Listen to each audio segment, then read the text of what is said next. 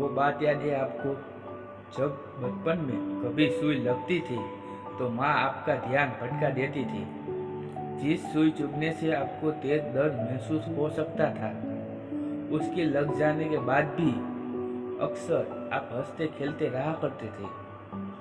पर आप जानते थे, आप पर यह जादू कोई और नहीं बल्कि आपका अपना खुद का दिमाग करता था।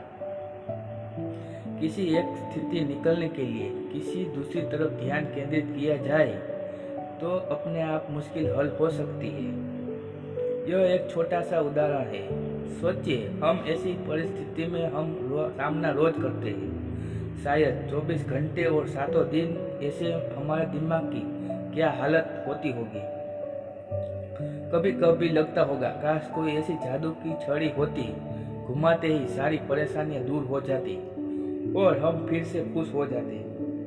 खैर, ये सब दादी नानी की कहानी में होता था, पर असल जिंदगी में तो आप कर सकते हैं। वो है कुछ ऐसे असरदार उपाय जिन पर बात हुई है इस किताब में, जिसका नाम है बुद्धास ब्रेन। इसके लेखक है रिक हैंसन और रिचर्ड मैंडियंस। इस किताब पे चर्चा करूंगा मैं सिर्फ मेरे YouTube चैनल में। लेकिन खुशी की ये खोज आज की नहीं है। ये वो खजाना है जिसे ढूंढने के लिए खुद गौतम बुद्ध ने अपना सांसारिक जीवन त्याग दिया था। उनकी खोज उन्हें आखिरकार बुद्ध विद्यालय पहुंचे। वहां से उनके जीवन का नया अध्याय शुरू हुआ। अपने नए सफर में चलते हुए अपने जो ज्ञान अर्जित किया उसे अपने शिष्य में बांटते हुए चलते गए। आखिर में वो कौन सा ज्ञान था, एक दिन उन्हें अचानक से मिल गया। हम औरों की जिंदगी देख देख कर राय कायम कर लेते हैं, मन में अलग अलग बातें सोच लेते हैं, पर उनके और खुद के अंतर को देखना नहीं चाहते। अगर एक कहानीकार के बाहर सोचे, वो अपनी कहानी खुद शुरू करता है, उसका अंत भी खुद ही लिखता है। ठीक वैसे ही अगर बात आपके अपने जीवन की हो तो उसकी जिम्मेदारी भी सिर्फ आपकी है। इसलिए आप क्या सोचते हैं, क्या कहते हैं, कैसे अपना जीवन बिताते हैं, ये भी आपको तय करना होगा।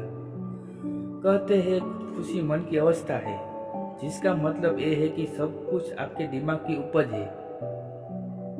अगर आप चाहे तो खुश रहना चुन सकते हैं, अगर नहीं तो सब कुछ होने के बावजूद भी आप दुखी ही रहोगे। इस सब में आपके दिमाग की बड़ी और अहम भूमिका है, जिसको समझने के लिए आधे भरे और आधे खाली गिलास वाला उदाहरण याद कर सकते हैं।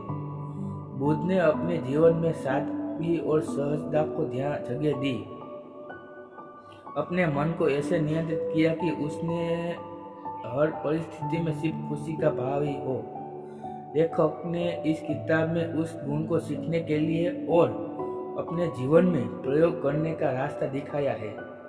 उनका मानना है कि दिमाग में हर हिस्से में छिपे कई सारे ऐसे पहलू हैं जिनको एक बार कोई सही तरह नियंत्रित करे तो तनाव, चिंता, नकारात्मक जैसे भाव छू भी नहीं पाएंगे। इसलिए कुछ अभ्यास है जिनके बारे में बात होगी होने वाले भागों में।